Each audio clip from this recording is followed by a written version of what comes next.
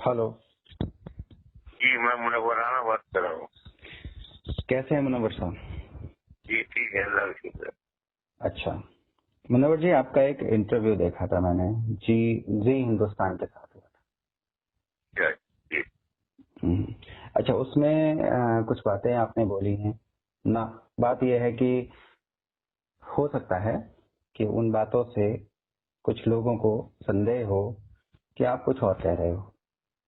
जी जो बातें आपने उस इंटरव्यू में बोली हैं, जो 3-4 जी मिनट का जो इंटरव्यू है, जी जी उसमें जो अर्थ निकलता है उन बातों का, मैं एक मुसलमान के पॉइंट ऑफ व्यू से नहीं बोल रहा हूँ, मैं मुसलमान से अलग और जो भी लोग हैं उनके पॉइंट ऑफ व्यू से बोल रहा हूँ।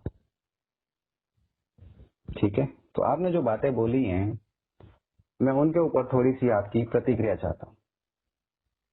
जी बताएं। अच्छा, तो एक जो बात आपने बोली है कि आपने ये कहा है कि आपने कहा है कि जो कार्टून बनाया गया वो बुरा किया। फ्रांस में इस प्रकार की परंपरा रही है कि वहां के लोग स्थापित मापदंडों को और किसी भी प्रकार के प्रतीकों का मखौल उड़ाते आए हैं अपने अपने अंदाज में, जी और वहां के लोग एक दूसरे के मखौल के साथ जीना सीख चुके हैं या जीते आए हैं पिछली कई सदियों। अगर किसी और सभ्यता या संस्कृति का या किसी और प्रकार से जीवन जीने वाला व्यक्ति वहां जाता है तो वो फ्रांस की व्यवस्था एक राष्ट्र के रूप में स्वीकार करता है या नहीं करता है। अगर नहीं करता है तो फ्रांस का अधिकार है कि वो उसको स्वीकार करवाए। हेलो। हाँ जी, मैं सुन रहा हूँ भाई। तो आपको नहीं, आपको लगता है कि फ्रांस नहीं, आप ये लगने की बात नहीं है, एक राष्ट्र के रूप में फ्रांस तो अपनी अथॉरिटी को एग्जर्ट करेगा, फ्रांस अपनी अथॉरिटी को स्टैब्लिश करेगा कि मैं पिछले कई हजार वर्षों से जैसे जीता आया हूँ, यदि मेरे यहाँ कोई आता है तो मैं ये समझता हूँ कि वो मानसिक रूप से मेरे साथ, मेरी व्यवस्था के साथ, मेरी जनजीवन शैली के साथ जीने को तैयार है।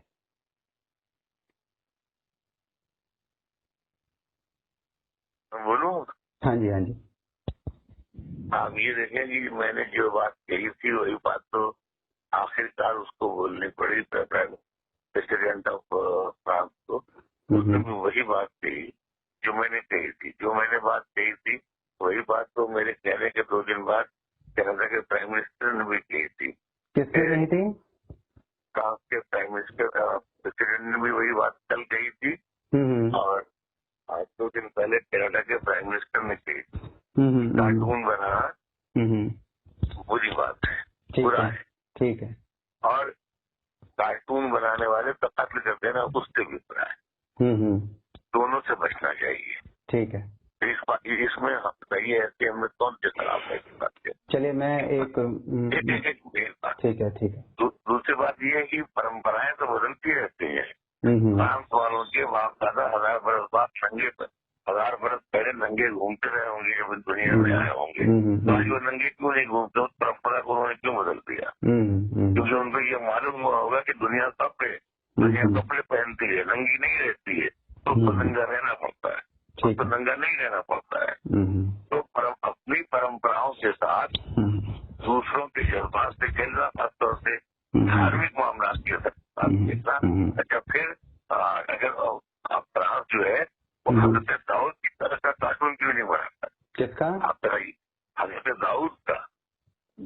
किसका फिर से बोलेंगे आप? हजरत दाऊद वो कौन है? वो उनके पैगम्बर है, जैसे हमारे मोहम्मद साहब है। वैसे वो उनको मानता है। ठीक है, ठीक है। तो उनके भी कार्टून बनाए। अगर क्रिश्चियन है तो ईसा का कार्टून बनाए, मरियम का कार्टून बनाए, खुदा का बनाए। भाई सबसे बड़ी बात, सबसे बड़ा ये है कि वो खुदा का बनाए, क्यों नहीं बनाता है? क्योंकि यहूदी खुदा को मानता है, खुदा का नहीं बनाएगा। वो किसी एक धर्म विशेष के शख्स को टॉर्चर वो बना रहा है मोहम्मद साहब का कार्टून। तो ये आज से नहीं है, जैसे आप ये कह रहे हैं कि हजारों बरस की परंपरा है, तो हजारों बरस से यही है कि इस्लाम का जो भी चल रहा है, इस्लाम का जो भी इख्तिलाफ है, वो या तो यहूदी के साथ है या ईसाई के साथ है, किसी हिंदू के साथ नहीं है, किसी टीवी के साथ नहीं है। चीज अपनी जो चीज तो हम इंसानों में रहने के लायक ही नहीं है, वो तो अलग उनकी दुनिया है। लेकिन ये है कि न तभी देखिए, जो हमारी हिंदू परंपरा है, हिंदुस्तानी परंपरा है, किसी का दिल दुखाने की परंपरा यहाँ है ही नहीं। अपने तौर पर नफरत पहले कुछ लोग ऐसे पैदा हो जाए, किसी मजहब को, किसी को गाली पत्ते वाला बात है, लेकिन इस मुल्क का मिजाज नहीं है। इस मुल्क का मिजाज हजारों बरस से यही रहा है कि जो अच्छा आदमी है उसको सीने से लगा दो। तो इस्लाम में जो भी चल रहे हैं वो या ईसाई से यहूदी से, तो वो जो कार्टून बना रहे हैं वो मजाक में नहीं बना रहे हैं, वो मोहम्मद साहब की नफरत में बना रहे हैं। तो जाहिर सी बात है कि कार्टून ऐसी चीज है कि जो सब जो दुनिया है वो इजाजत नहीं देती। हमारे यहाँ कार्टून वैसे ही है जैसे हमारे यहाँ दीवार पे कोई मुझे माँ की गाली लिख के बात किया है। जैसे हिंदुस्तान में जो परंपरा है ये गाली बक देना या दीवार पे गाली लिख देना या खत भेज देना, दलील करना, वैसे उनके यहाँ भी है। तो ये जो मजहबी जो उत्पाद है ये बहुत खराब है, कोई भी शब्द बर्दाश्त नहीं कर। हम बीइंग मुस्लिम एक बात हम ये कह सकते हैं कि अगर कहते हैं कि जहाँ कोई भी गलत काम होता है तो मैं अंदर से जीतता हूँ। जैसे जो अभी जो लड़की जो मारी गई थी वहाँ निकिता तोमर, तो जब मैंने पढ़ा मैंने भाई लड़के मुसलमान है, मुझे बड़ी शर्म आई कि इतनी घटिया हरकत ये कर रहे हैं, इन्होंने क्या सीखा और इनके माँ बाप ने क्या सिखाया होगा इनको। तो मैंने फौरन ये ट्वीट किया कि इन दोनों को उसी मकाम पे ले जाकर शूट कर देना चाहिए जहाँ वो लड़की मारी गई है, और ऐलान करके शूट करना चाहिए कि इस टाइम इनको शूट किया जाएगा। आप रिक्वेस्ट से आके देख लीजिए कि जुर्म की सजा ये होती है। तो कहने का मतलब जुर्म की सजा तो आपको मुकर्रर करना पड़ेगा। मुनव्वर जी 2 मिनट 1 मिनट आपसे बात करना चाहता हूँ। 1 मिनट देखिए, अगर हम लोग एक प्रश्न के उत्तर में इतना लंबा उत्तर लेंगे, एक प्रश्न के लिए इतना लंबा उत्तर लेंगे तो संभवतः ये इंटरव्यू 5 घंटे चलेगा। देखिए प्रॉब्लम क्या है कि असल में देखिए हमारी शायर अब हमारी बात पर समझाना भी तो पड़ता है, लोग समझते भी तो नहीं है। आप तक जनरल तो सीधी बात चाहता है, यस नो, झूठ बोलो सच बोलो जो करो, लेकिन हमारी अखलाकी जिम्मेदारी है कि हम आपको एक बात समझाएं भी कि इतिहास क्या है, तारीख क्या है, परंपराएं क्या है। आप मेरे आपने पोर्टल में ये बोलिए कि मुनव्वर कहते हैं कि फ्रांस में और अमेरिका में यहूदी और ईसाई जो है वो खुदा का कार्टून बनाए। देखिए, पहली बात तो ये, मेरा नाम युधिष्ठिर राज पांडे है और मैं एक महायोद्धा नाम से पोर्टल चलाता हूँ। तो एक पोर्टल के ओनर या एक पोर्टल का प्रतिनिधि होने के नाते मैं आपको ये कह रहा हूँ कि मैं किसी भी रूप से भावनाओं को आहत करने का कि जिस भी प्रकार से निंदा हो सकती है उस प्रकार से निंदा करता हूँ। अच्छी बात की हमने जीते ही। लेकिन अब मैं आपकी बात पे आता हूँ। आपने उत्तर में बहुत सारी बातें बोली हैं, लेकिन मेरे को उन उत्तरों जो आपने उत्तर दिए हैं उन उत्तरों से मुझे कुछ समस्याएं हैं। हेलो जी फरमाएं।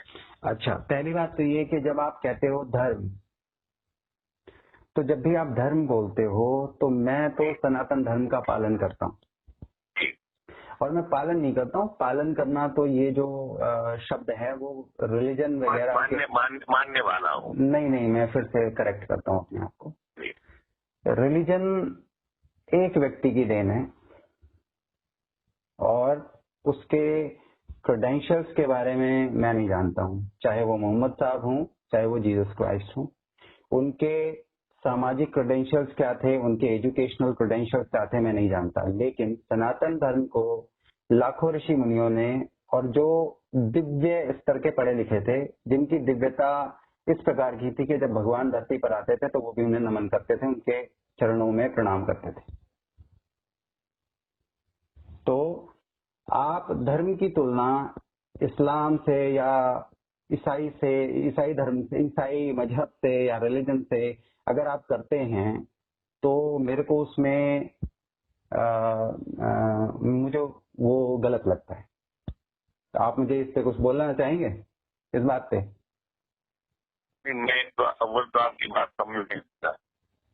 दूसरी बात ये है कि अगर आप सिर्फ सनातन धर्म आपने पढ़ा है और दूसरे धर्म को नहीं पढ़ा है, नहीं समझा है और नहीं गौर किया है, आपने ये गौर किया कि एक मुसलमान ने एक यहूदी को मार दिया, तो कितना समझा आपने?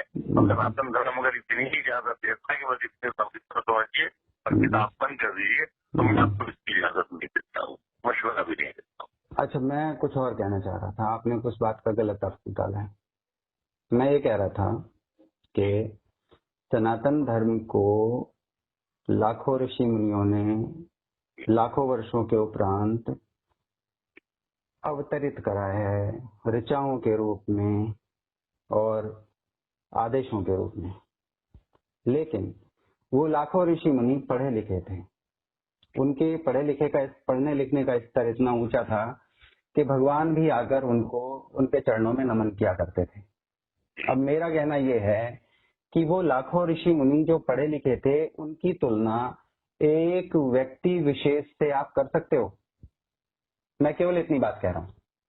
ठीक है, ऐसा है कि मतलब ये कि आप मतलब जैसे जो बात बता रहे हैं तो 1000 बरस, 2000 बरस, 10,000 बरस पहले की जो बात बता रहे हैं, इसकी ना आप गारंटी ले सकते हैं, लेकिन अगर 1000 बरस का हिंदू धर्म है, 1000 बरस, 15 बरस का, 1500 बरस का, तो उसकी बहुत ही चीजें ऐसी हैं जो लेखन में भी होंगी। मतलब रामायण जो है वो लेखन में भी है, और कब लिखी गई और बाबर के जमाने में लिखी गई, कहाँ लिखी गई?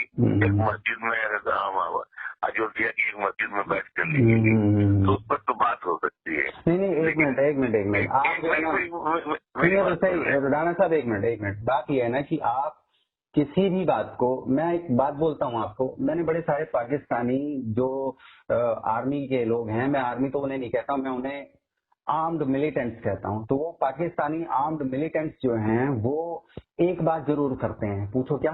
वो ये करते हैं कि बड़े गर्व से और बड़े विश्वास से बैठकर और बातें ऐसे बोलते हैं कि उनकी बातों पर कभी प्रश्न चिन्ह ना लगे। तो मैं चाहता हूं कि आप ना उस प्रकार से मत बोलो। आप ये कह रहे हो कि रामायण जो है वो वहां लिखी गई है, मस्जिद में लिखी गई है, आप अपना वर्जन क्यों देते हो मुझे? आप मेरी अपनी पहचान को अपने विचारों में या अपनी तरह से क्यों ढाल के प्रस्तुत कर रहे हो? मैं अपनी पहचान को अपने हिसाब से प्रस्तुत करने में सक्षम हूँ। मैंने आपको फिर बताया कि लाखों ऋषि मुनि, अगर आप अपनी पहचान को अगर आप में सक्षम है तो फिर इसमें भी बहस की कोई जरूरत ही नहीं। देखिए, मैं बहस के सुनिए करने का मतलब ये सुनिए राणा साहब मेरी बात सुनिए। जब आप अपने प्रश्न के उत्तर में दूसरों को लेकर आएंगे तो लोग अपना वर्जन अवश्य देंगे। अगर आप इस बात से भागना चाहते हो, सुनिए, अगर आप इस बात से भागना चाहते हो, आप भाग रहे हैं, आप बहक रहे हैं, आप पर्टिकुलर एक धर्म विशेष के लिए मैंने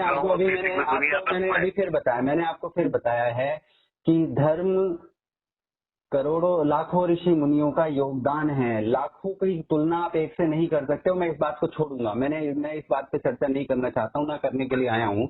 मैं दूसरी बात पे आता हूँ। आपकी दूसरी बात यह है कि आपने कहा कि जो वहां के लोग हैं, मतलब जो फ्रांस में लोग हैं, वो मोहम्मद साहब से नफरत करते हैं। वो उनके अपने जो इष्ट देव हैं या उनके अपने जो सम्मान के प्रतीक हैं या उनके प्रतिनिधि हैं, उनका चित्र क्यों नहीं बनाते? ये कहा आपने। ये आप एक बात बताएंगे मुझे? मैं यहाँ पे बैठा हूँ और मेरे लिए मेरे धर्म के प्रति कोई दुनिया में कहीं कुछ भी कहता है, ठीक है, तो मेरे पास उसका विरोध करने का एक तरीका ये है जो वहां पे मुसलमान ने करा। मेरे पास दूसरा तरीका मेरा क्या है? मेरा तरीका ये है कि मैं पहले तो ये देखूंगा कि वो किस व्यवस्था में है, यानी वो एक राष्ट्र है। मैं ये देखूंगा कि उस राष्ट्र में विरोध करने का या मेरी बात कहने का तरीका क्या है, मैं उसके साथ जाऊंगा। और ये सारे कदम उठाने का कारण क्या है? ये सारे कदम उठाने का कारण ये है कि सबसे पहले मुझे एक व्यवस्था चाहिए जिससे मैं शांति से जी सकूं।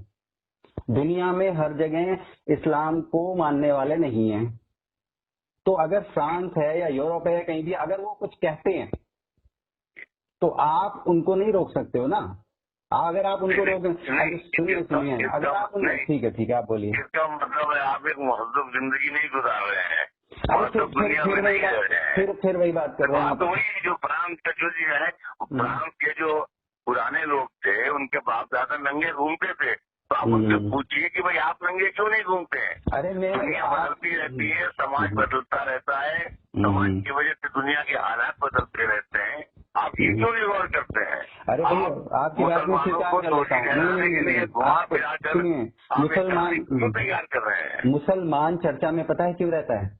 आप मेरे, मुसलमान चर्चा में इसलिए रहता है क्योंकि आप जो हैं जहां मुसलमान रहते हैं बेसिक रूप से, जहाँ मिडिल ईस्ट है, ठीक है। अब मिडिल ईस्ट के लोग इजराइल को भी स्वीकार कर रहे हैं। मिडिल ईस्ट के लोगों को एक बात समझ में आ गई है कि अगर मेरी बात का महत्व है तो दूसरों की भी बात का महत्व है। चाहे सऊदी अरेबिया हो, चाहे यूएई हो, चाहे बहरीन हो, इन सभी को एक बात समझ में आ गई है कि अगर मेरी बात को मैं महत्व देता हूँ तो उनको भी देना पड़ेगा। आप Saudi Arabia, Bahrain, Libya, Syria, अगर आप इस्लाम को समझना चाहते हैं तो ये हमारे ख्याल से आप भूल कर रहे हैं। इस्लाम अलग चीज होता है, मुल्क अलग चीज होती है। मुल्क कहीं भी बनते बिगड़ते रहते हैं। ये स्पेन जो आज की यहूदियों का, ईसाइयों का मुल्क है, तब तक मुसलमानों का मुल्क हुआ करता था। तो ये सब मुल्कों से मत जोड़िए आप। मुल्कों की अपनी सियासत होती है, लेकिन मजहब की अपनी सियासत नहीं होती। सुनिए, आपने कहा स्पेन जो है वो मुसलमानों का मुल्क था। यस। और उससे पहले किसका था? उससे पहले दूसरों का रहा होगा। नहीं, दूसरों का नहीं रहा होगा, ऐसे नहीं बोलते हैं। जब मुसलमान कहा है तो उसके बाद ये भी कहें कि उससे पहले वो ईसाइयों का था। तो फिर आपको इस बात को सुनिए, देखिए राणा साहब देखिए, आपकी आयु, सुनिए देखिए, नहीं, मेरी समस्या क्या है मैं बताता हूँ। अरे राणा साहब सुनिए, देखिए, हो सकता है कि इस इंटरव्यू के दौरान मेरी बातें, मेरी आयु कम है, तो मैं ये कह सकता हूँ कि मेरे भावों में, मेरी ऊर्जा में समानता विद्यमान रहे, मैं इसकी गारंटी नहीं ले सकता हूँ। लेकिन एक बात अवश्य कहता हूँ मैं आपसे कि आप अपना पक्ष पूरी तरह से रख सकते हो। मैं भी दिल खोल करके अपना पक्ष पूरी तरह से रख के आपकी प्रतिक्रिया अवश्य जानना चाहूंगा। आपने एक बात बोली, सुनिए, आपने एक बात बोली कि स्पेन पर मुसलमानों का शासन था, ठीक है, लेकिन आपने ये नहीं कहा कि आपने इस बात को कहने में शर्म करी कि उससे पहले किसी और का रहा होगा। तो किसी और नहीं, सुनिए मेरी बात तो सुनिए ना, उसके बाद आप अपनी प्रतिक्रिया दे देना। आपने ये कहा कि अगर किसी और का रहा होगा, इसका मतलब ये है कि आपने जो भी था, उसकी जो भी पहचान थी, उसको महत्व देने से पीछे हट गए, क्योंकि आप ये चाहते हो कि मैं केवल इस्लाम को महत्व दूं। ये मेरी अपनी समझ है, आप अपनी मेरी समझ को करेक्ट कर दो आप, कि आपने इस्लाम, ईसाई का नाम लेने से चूक गए आप, और आपने ये कहा कि किसी और का रहा होगा, जब आपको इतिहास का वहां तक ज्ञान है। आगे का ज्ञान भी आपको बता दूं। नहीं, ज्ञान मत दो आप मुझे, सुनिए, आप मुझे ज्ञान मत दो, आप अपनी राय दो। अगर आप ज्ञानी है तो फिर हमारी आपकी गुफ्तगू नहीं हो सकती है, क्योंकि आप भी ज्ञानी है, हम भी ज्ञानी है, तो ज्ञानी कोई बात नहीं कर सकते हैं। तो आपको ऐसा लगता है कि दो ज्ञानी बात नहीं कर सकते? आपको ऐसा लगता है कि दो ज्ञानी बात नहीं कर सकते हैं? नहीं कर सकते हैं। ऐसा क्यों लगता है? आज तो धार्मिक उन्माद तो बात ही नहीं कर सकते हैं। चलिए ठीक है, मैं एक काम कहता हूँ आपसे, मैं एक बात बोलूँ आपको, आप स्वीकार करोगे उसे? बताओ आप। 2 में 2 जोड़ो, आप कितने होते हैं? 2 में 2 जोड़ो, कितने होते हैं? क्या? 2 में 2 जोड़िए, आप कितने होते हैं? चलिए ठीक है, मैं जवाब देता हूँ। चलिए मैं, कोई बात नहीं राणा साहब, मैं जवाब देता हूँ। 2 में 2 जोड़ो 4 होते हैं। अगर ज्ञानी हैं तो जो ज्ञान की बात होगी उसको कभी ना कभी किसी न किसी तर्क पे स्वीकार करेगा, या फिर ये भी कहेगा। अब आपकी बात पे मैं आता हूँ, आपके स्वीकार करने की बात पे आता हूँ। आपने कहा कि पहले मुसलमान वहां पे इस्लाम का शासन था, मैंने उस बात को स्वीकार कर लिया। आप भी ज्ञानी कह रहे हो अपने आप को, मैं भी ज्ञानी कह रहा हूँ, तो मैं भी कह रहा हूँ इस बात को कि हाँ भाई वहाँ मुसलमान थे।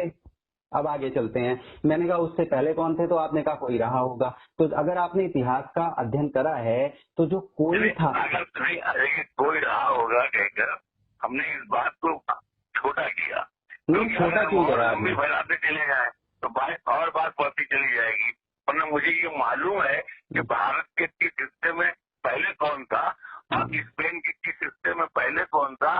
भारत के ये जो पत्थर है, यहाँ मुसलमान नाम की कोई चीज नहीं थी। यहाँ भी बुत परस्त होते थे, यहाँ भी काफिर होते थे, यहाँ भी इस्लाम को मानने वाले नहीं होते थे। नहीं तो आप इस बात को कैसे सिद्ध करोगे कि यहाँ राम को मानने वाले नहीं होते थे? मैं वैसे ही पूछ रहा हूँ, मैं जानना चाहता हूँ, मेरे को भी समझना है इस बात को। कहाँ कि यहाँ पे राम के मानने वाले नहीं थे, इसको आप कैसे सिद्ध करोगे? नहीं, यहाँ आज तक रावण के मानने वाले भी मौजूद नहीं, इसको आप कैसे आप कबूल करते हो? नहीं कबूल तो नहीं कर सकते। देखिए मैं एक बात, मैं तो सनातन धर्म का पालन अगर यहाँ है तो आप कबूल कर रहे हो। किसे? उन्हीं लोगों को जो राम को नहीं मानते, राम को मानते हैं। जो राम को नहीं मानते हैं उनको कबूल कर रहे हो मतलब? हेलो, चलिए कुछ देखिए, अगर हमसे किसी शायराना गुफ्तगू करना हो तो कीजिएगा। ये तो धार्मिक उन्माद की आगे चलते हैं। मैं धार्मिक आदमी हूँ, न मैं कोई उस टाइप का जो आरएसएस जो मुसलमानों में जो होते हैं सब मुल्ला उल्ला उस टाइप का मैं आदमी नहीं हूँ। नमाजी हूँ, न शुहारी हूँ, न शराबी। राणा साहब एक बात, शायर हूँ, कुछ शायरी के सिलसिले में बात कीजिए। राणा साहब एक बात बोलूँ आपसे जी? आप मेरे ख्याल से, मैंने जो आपकी फोटो देखी है तो उसमें मुझे आपकी उम्र जो है वो करीबन 60-70 के बीच में लगती है। मैं वैसे ही कह रहा हूँ 70 के आसपास। ठीक है, आपने अपनी 70 साल के जीवन में, ठीक है, मुझे नहीं लगता कि कभी आपने अपने विचारों को इस प्रकार से स्पष्ट करा होगा। जब आप सुनिए, अगर मैं आपके ऊपर आरोप भी लगा रहा हूं तो मुझे ऐसा लगता है कि 70 साल के जीवन में आपने इतनी गंभीरता तो अवश्य धारण करी होगी कि प्रश्न को सुनकर, और फर्क नहीं पड़ता कि मैंने क्या ज्ञान ग्रहण करा है या क्या धारणा बनाई है, मैं आज बोल देता हूँ। ठीक है, क्या कभी आपके मन में ऐसी बात आती है कि मैं आज बोल देता हूँ, पता नहीं 70 साल का जीवन है मेरा, 70 साल हो चुके हैं और ईश्वर ने कितना जीवन लिखा है वो तो ईश्वर ही जानता है। ये गलत कह रहा हूँ? मैं आपकी बात समझ नहीं पा रहा हूँ कि आप, चलिए मैं आगे बताता हूँ आपको, मैं आगे बताता हूँ, आपकी बात पे ही आता हूँ। आपने मेरे को ये कहा है कि मैंने केवल बातें आपकी सुन ली थी, तो इसलिए आपने जो ये बातें बोली थी ना कि वो जो है आपने जो धर्म के ऊपर बात बोली थी, इसलिए मैंने इतनी चर्चा कर ली। आगे चलते हैं। आपने ये कहा है कि कार्टून बनाने वालों को मार दिया वो भी बुरा करा। मैं आपकी बात से सहमत हूँ कि कार्टून मारने वाले ने जो भी मारा उसे तो उसका अधिकार नहीं था कि वो इस प्रकार का कदम उठाए। ठीक है ना। फिर आपने ये कहा है कि वेस्टर्न यूरोपियन जो लोग हैं वो अपने आप को सभ्य कहते हैं, वो ये दुनिया भर में ढिंढोरा पीटते फिरते हैं कि वो पढ़े लिखे हैं। ठीक है ना।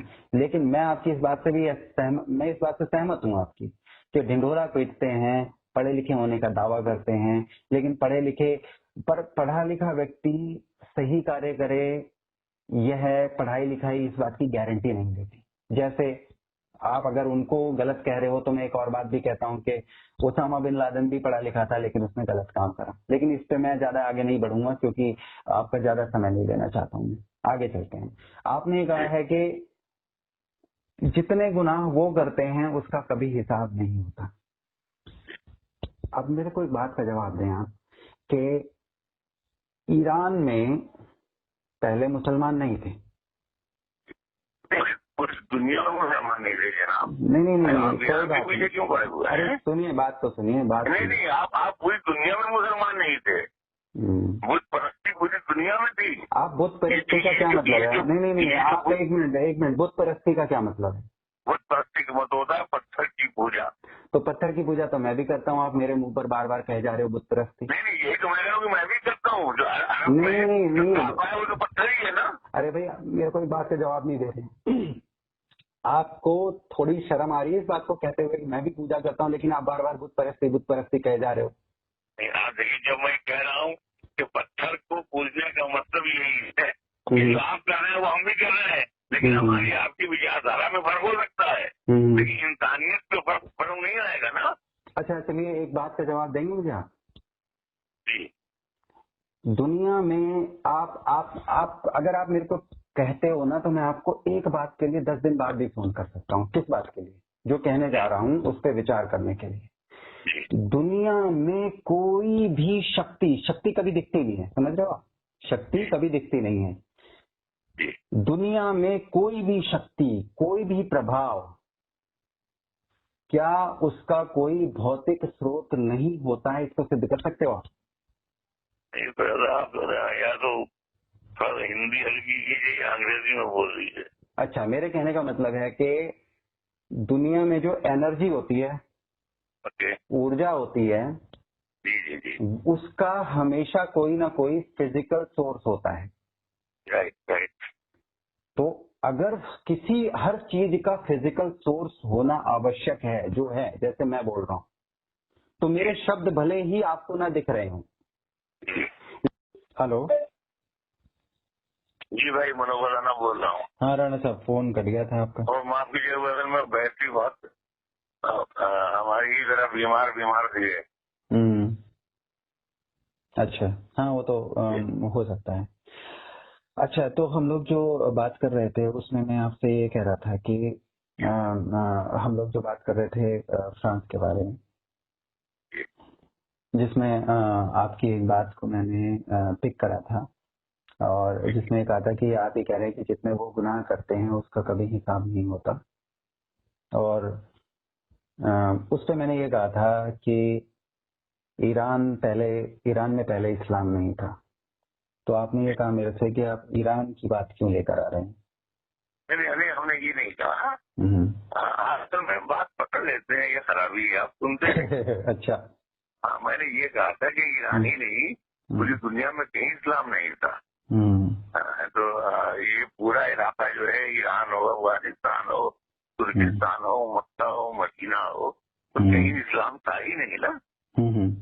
सब पत्थर पूजा सब जगह होती थी। आज भी ये अल्लामा इकबाल ने कहा है कि सबसे बड़ा जो पत्थर है वो हम पूज रहे हैं वहाँ पर। नहीं, तो देखिए, क्या कहते हैं राणा साहब, एक बात बताएंगे आप? एक बात मैं आपसे, जब मैंने वैसे एक बात देखी है, जो मुसलमान से बात करो ना, तो वो करता क्या है कि वो अपनी बात को ऊपर रखता है और दूसरों की सभी मान्यताओं को कूड़े में फेंक देता है। तो मैं सुनिए तो सही, मेरी बात तो सुनिए ना। दूसरे की तो बात नहीं, लेकिन मैं तो आप ऐसा बताएं कि आपकी कोई बात में कूड़े में फेंक रहा हूँ। बात तो सुनिए। देखिए, चलिए हम दोनों चर्चा का एक नियम बना लेते हैं, ठीक है? कि मैं छोटी छोटी बात कहता हूँ, आप भी छोटी छोटी बात कहो, जिससे उत्तर भी लंबे ना हो, प्रश्न भी लंबे ना हो। ऐसा सही रहेगा? नहीं, हमारा इसकी क्या जरूरत है? कोई मसला है? नहीं, मसला नहीं है। देखिए बैठिए भी कहीं बैठ करके की बात करें। अरे फोन पे क्या बात होती है? फोन पे चेहरा देख सकते हैं, खूबसूरत का। अच्छा, चलिए बात प्रश्न पे आते हैं। तो मेरा जो कहने का उत्तर ये था कि कहने का अर्थ ये था कि देखिए, मैं थोड़ा सा स्पष्ट भी कर दूं, जिससे आपको उत्तर देने में आसानी हो, ठीक है ना? आप मुझे ये मान के चलें कि मैं इस्लाम विरोधी हूँ थोड़ी देर के लिए, जिसमें आपने वो बातें कहनी है कि जिससे मैं इस्लाम के पक्ष में भले ना खड़ा हूँ, लेकिन इस्लाम के नाम पर न्यूट्रल हो जाऊं। आप बात समझ गए कि इस्लाम के विरोधी हूँ, लेकिन आपकी बातें सुनकर मैं इस्लाम के पक्ष में खड़े होने की जगह न्यूट्रल हो जाऊं और उसको एक विचार के रूप में स्वीकार कर लूं, जो मैं अभी नहीं कर रहा हूं, ठीक है?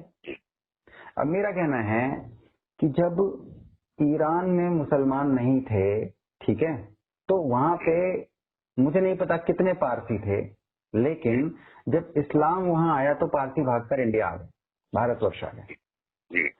पारसियों की संख्या जितनी भी थी, पर उनकी संख्या को या उनकी पहचान को किसी ने कभी भारतवर्ष में चुनौती नहीं दी।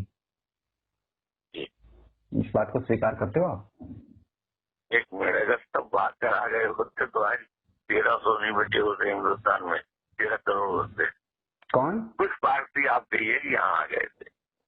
हाँ, चलिए, लेकिन उनकी पहचान को तो कभी किसी ने चुनौती नहीं दी। पहचान पारसियों की या यहूदियों की?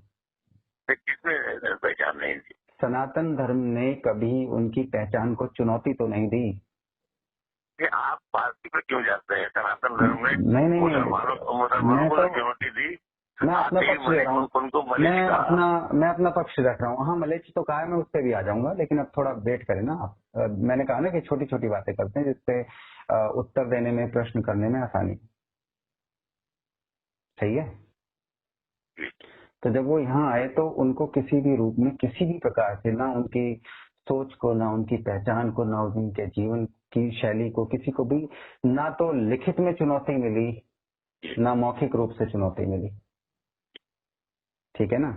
अब आते हैं, आपने कहा जितने लोग, जो यूरोपियन लोग हैं, जो गुनाह कर रहे हैं, जो हर तरह की लड़ाई में सम्मिलित हैं, फ्रांस, इराक, ईरान, सीरिया की लड़ाई में सम्मिलित था और वो वहां वो गुनाह कर रहा था।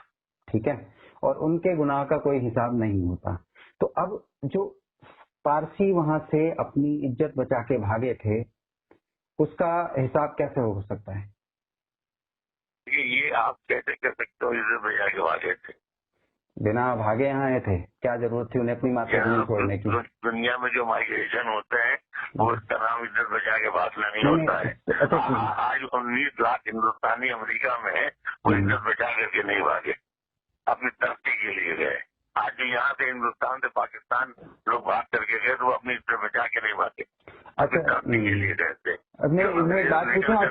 जो अंग्रेज निकल करके न्यूयॉर्क में पहुंच गए थे, वो अमेरिका बताया। तो छोटी छोटी रामा साहब, छोटी छोटी बातें बोले ना, जिससे मैं आपकी बात का। अब देखिए, हमारा तो मैं थक गया हूँ, मैं भाई इतनी बहस मैं नहीं कर पाता हूँ। मैं धार्मिक आदमी नहीं हूँ इतना बड़ा, अन्ना माफ कीजिएगा, मैं इतना बड़ा कट्टर किस्म का आदमी हूँ। मैं काम करता हूँ कि आपकी बात को ना, अब मैं इस इंटरव्यू को 5 मिनट में समाप्त कर देता हूँ, वो ठीक रहेगा? चले, ठीक। मैं फिर भी उस बात का जवाब आपसे लूंगा कि आपने मेरे से बहुत हो गया ना। मैं आपकी बात को, मैं आपकी बात, आदमी हो तो कथाएं भी करो मेरी तरह। यार, हमको ये फरिश्ते नहीं अच्छे लगते। देखिए, आप, हो सकता है आपको शायरी के लोग, जब आप शायरी करते हो तो हो सकता है आपको आपके समर्थक बन जाते हो या मिल जाते हो, मैं वो तो नहीं हूँ। दूसरी बात, नहीं, अगर आपको शायरी की समझ नहीं है, आपको शायरी का समझ नहीं, आप आदमियों में बैठने के लायक ही नहीं रहे। देखिए, मैं शायरी का शौक नहीं है, उसको अपने महफिल से हटा दो। मैं आपको फिर कह रहा हूँ कि मैं इस्लाम का विरोध कर रहा हूँ, और आपसे मैंने कहा कि आप मेरे को अगर इस्लाम के पक्ष में नहीं कर सकते हो तो कम से कम न्यूट्रल कर दो। लेकिन मैं एक बात बोलता हूँ आपको, जो पारसी वहां से भाग करके आए थे, उनके उन डॉक्यूमेंट्स के अनुसार वो वहां से प्रताड़ित होकर के आए थे। लेकिन अब मैं इस बात पे आगे चलता हूँ, क्योंकि आप जो है, मैंने देखा है कि मुसलमान जो है वो फैंटेसी की दुनिया में जीता है। पाकिस्तान में मुसलमान रात को एक सपना देखता है कि मैं कल उठकर ये बातें बोलूंगा, और पूरे दिन वही बात बोलता है जिसका सच्चाई से कोई लेना देना नहीं होता है। आगे आता हूँ। आपने ये कहा कि फ्रांस लड़ाई में सम्मिलित था और फ्रांस की गुनाहों का कभी कोई हिसाब नहीं हुआ। जो राष्ट्र के रूप में तो आप हिसाब ले सकते हो, लेकिन एक इंडिविजुअल के रूप में आप कभी हिसाब नहीं ले सकते हो। लेकिन आपने ये भी कहा है कि इस्लाम किसी राष्ट्र का नाम नहीं है। तो अगर इस्लाम राष्ट्र का नाम नहीं है, तो मैं आपको यकीन दिलाता हूँ कि मुसलमान पूरी दुनिया के इस्लाम फ्रांस से कभी हिसाब नहीं ले सकते। आपने राफेल के बीच में बात कर दी थी, राफेल को बीच में क्यों ले आए थे आप? 2 मिनट में बोल दो, 2 शब्द बोल दो, बस बहुत है, क्योंकि 5 मिनट आपकी आयु के अनुसार आपने मेरे से कहा है, तो मैं उस पर ज्यादा जोर नहीं दूंगा। आपने राफेल को, जो भारतवर्ष की सुरक्षा के लिए जो भी हथियार वो प्रोवाइड कर रहा है, आपको उसको बीच में लाने का मतलब मैं ये समझूंगा कि आप ये कह रहे हो कि मैं फ्रांस जो एक राष्ट्र है, जो एक राष्ट्र के रूप में इकाई है, उससे कोई संबंध न रखूं, क्योंकि आप मुसलमान के रूप में सहमत हो। आप फिर गलत रास्ते पे जा रहे हैं। हाँ, गलत रास्ते पे जा रहे हैं। न्यूज नेशन वाले ने पूछा कि फ्रांस भारत का दोस्त है, उसने तो भारत को राफेल दिया है। ठीक है। तो हमने कहा वो फ्री में तो दिया नहीं। आगे आता हूँ। एक मिनट, अब बात तो पूरी करने देना। चंदे में दिया नहीं है, इनाम में दिया नहीं है, हमारे प्रधानमंत्री जी को गिफ्ट नहीं किया है। अगर वो राफेल का फार्मूला हमें दे देता तो हम अपने खेल में और राफेल बना के फेंक देते। नहीं, ये मेरी बात कही, मैंने देश दुश्मन की बात कही, चलिए मैं बोल कौन सी फ्रांस की इंटरेस्ट किया। मेरी प्रतिक्रिया लेंगे आप इसमें? हाँ बताएं।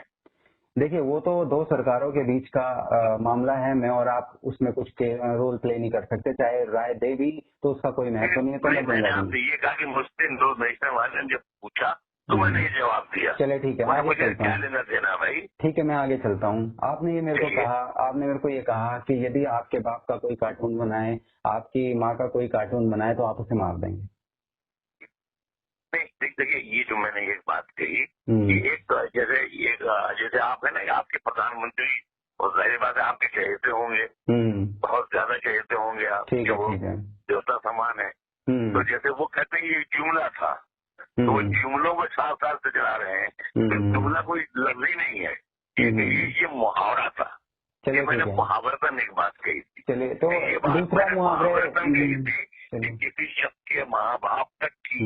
यानी मैंने ये भी कहा था कि लक्ष्मी जी, दुर्गा माँ की या भगवान राम की कोई ऐसी अगर कार्टून बनाता है तो वो अच्छा नहीं करता है, कोई यूं उसको कर सकता है। और उसकी मिसाल मैंने ये भी दी थी कि मकबूल फिदा हुसैन को मारने के लिए अगर वो न भाग गए होते तो वो मार दिए जाते। चलिए ठीक है, मैं दूसरी बात पे आता हूँ।